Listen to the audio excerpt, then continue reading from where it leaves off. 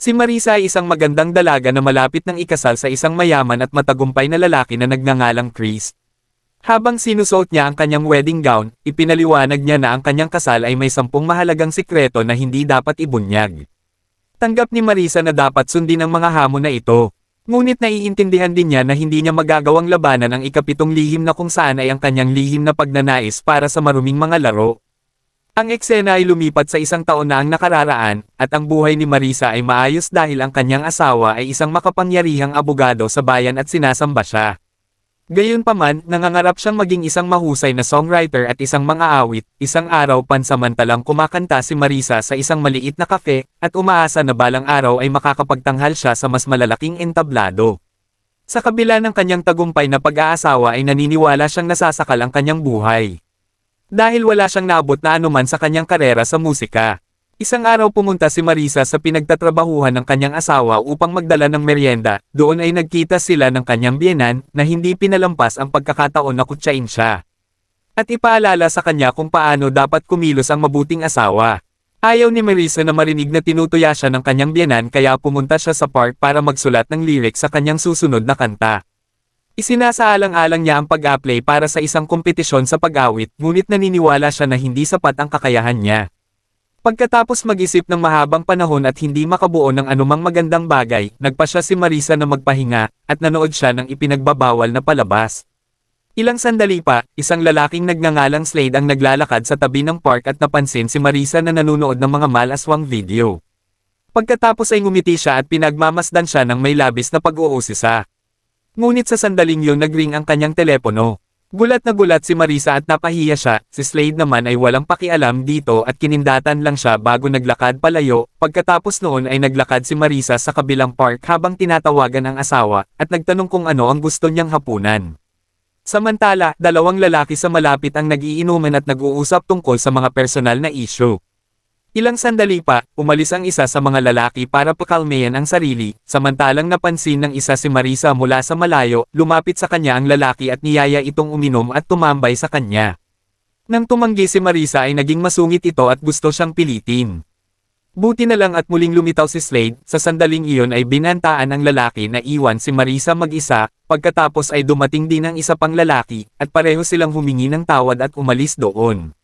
Magalang na sinabihan siya ni Slade na huwag mamasyal mag-isa sa parke na ito. At dapat may ibang lugar para manood siya ng mga malaswang videos. Tinanong niya kung siya ba ang tao sa video, hindi sabi ni Marisa, pagkatapos ay inilagay niya ang kanyang numero sa kanyang telepono, at iniimbitahan siya sa isang lugar na tinatawag na Corporal Club na nangangako sa kanya ng isang kapana-panabik na oras doon. Nang gabing iyon habang nakahiga si Marisa sa kanyang kama, naisip niya si Slade. Binuhat siya sa kanyang balikat at dinala siya sa kagubatan kung saan pinarusahan at sinampal siya dahil sa hindi pagsusulat ng kanta. Pumasok si Chris sa kwarto at nakitang nasasarapan ang asawa niya, inisip niya na nananaginip ito tungkol sa kanya. Hinalikan siya ni Chris at nauwi sa masarap na pagtatalik. Pagkatapos noon ay nagpantasya pa si Marisa ng mas matindi. Kinaumagahan ay tinawagan ni Marisa si Slade. Ngunit ibinaba niya kaagad nang marinig niya ang unang ring. Pagkatapos ay kumuha siya ng lakas ng loob at tumawag siya uli, pero nang marinig niya ang boses ni Slade ay pinatay niya uli.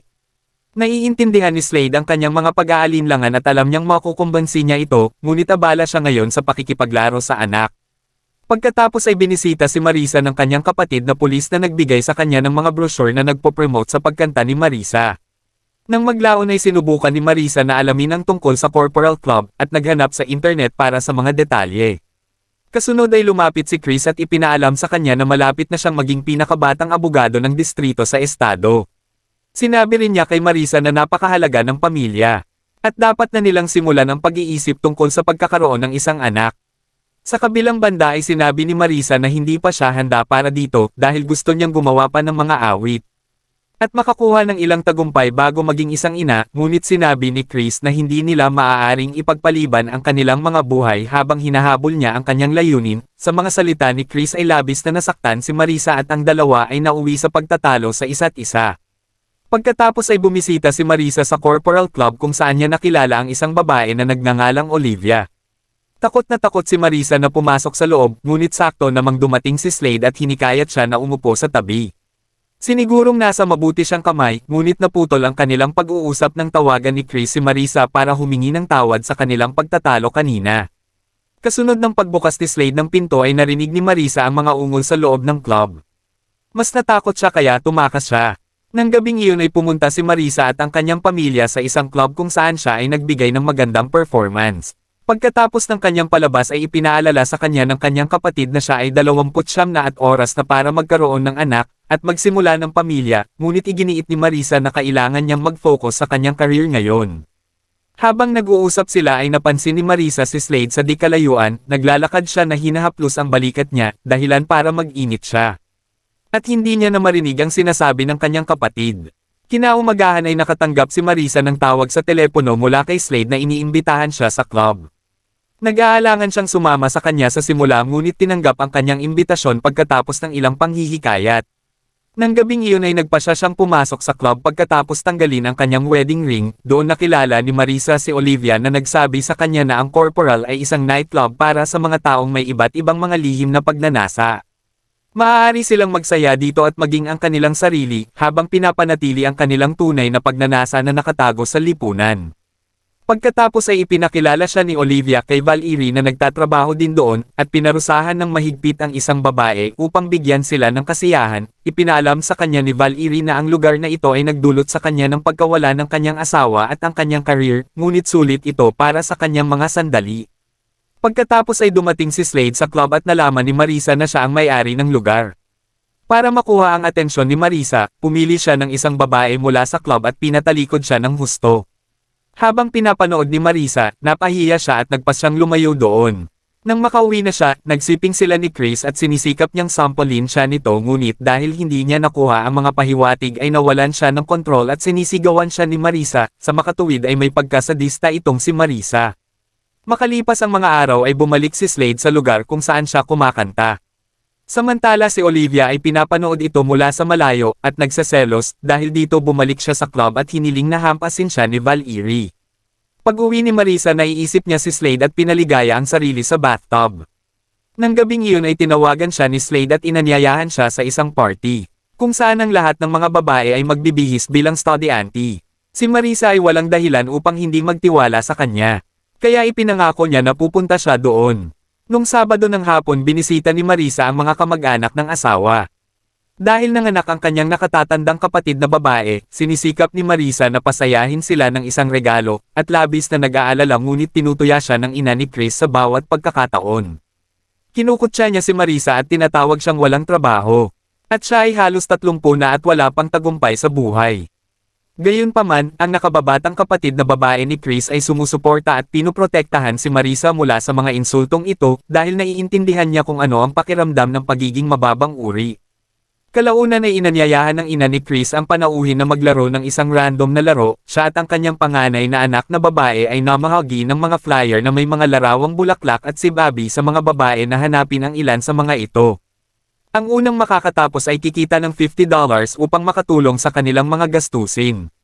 Lahat ay nagmamadali sa paligid sa sandaling nagsimula ang laro, maliban kay Marisa na hindi interesado sa lahat ng ito. Ilang sandali ay napansin niya ang ina ni Chris at ang bunsong kapatid na babae na nagtatalo dahil ang ina ay may problema sa pag-uugali at hitsura ng kanyang anak na babae. Nagpasya si Marisa na huwag itanggi ang sarili, at nagpasya din na pumunta sa Corporal Club. Nakadamit siya na parang schoolgirl at medyo nahihiya siyang magtanong kung tama ba ang ginagawa niya. Gayunpaman nang makita niya si Slade ay nagpakita siya ng kanyang alindog, at dinala siya nito sa isang silid upang magsaya, habang si Olivia ay nakatingin sa kanila na nagseselos. Pagkatapos ay isinara niya ang mga kurtina at inutusan si Marisa na lumuhod.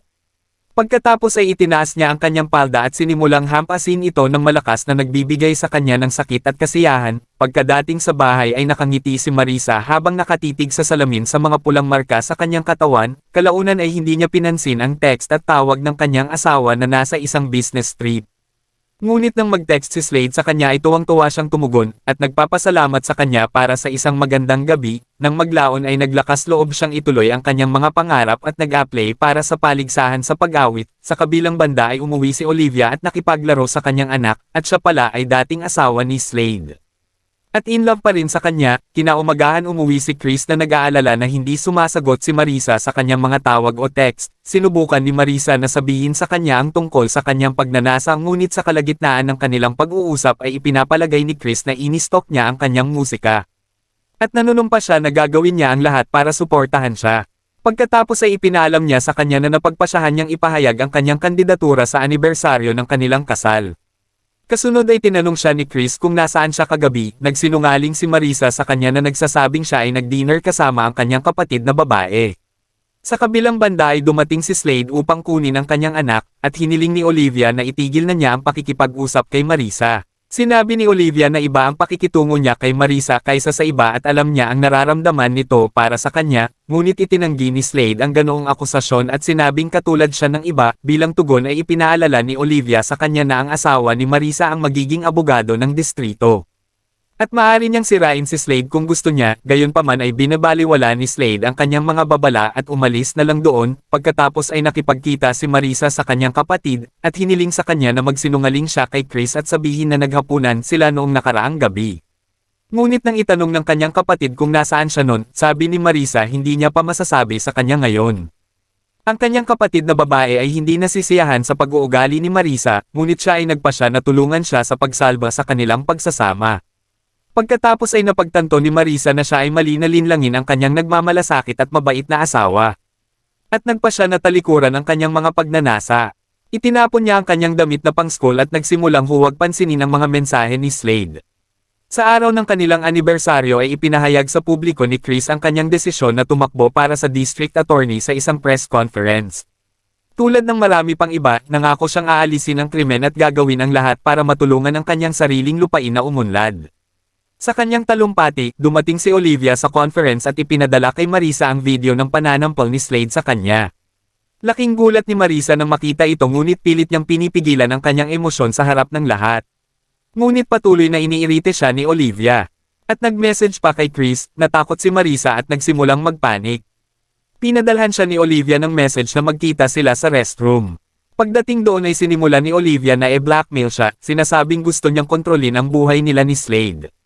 Sinabi ni Marisa na ito ay isang beses lang at walang nangyari sa pagitan nila ni Slade, ngunit hindi siya pinaniwalaan ni Olivia. Inutusan niya si Marisa na ipagpatuloy ang pagdalo sa club, ngunit sa kanyang pahintulot lamang. Hindi pa handa si Marisa para sa mga ganitong kondisyon, at sinusubukang magtago sa toilet stall. Ngunit ipinagpatuloy ni Olivia ang kanyang pamba-blackmail at pinagbantaan pa na ilalantad siya sa publiko. Sa puntong ito ay nasa desperado na si Marisa, kaya alang-alang sa career ng kanyang asawa ay pumayag si Marisa sa kondisyon ni Olivia. Kasunod nun ay hinalikan siya ni Olivia at niyaya siya sa club sa susunod na Sabado. Pagkatapos ay umalis siya, at si Marisa ay may ngiti sa kanyang labi at lumapit sa kanyang asawa upang mag-post bago ang press conference. Sa makatuwid ay tuloy ang kaibangan ni Marisa. At dyan na po nagtatapos ang video mga idol. Maraming salamat sa panunood. Goodbye.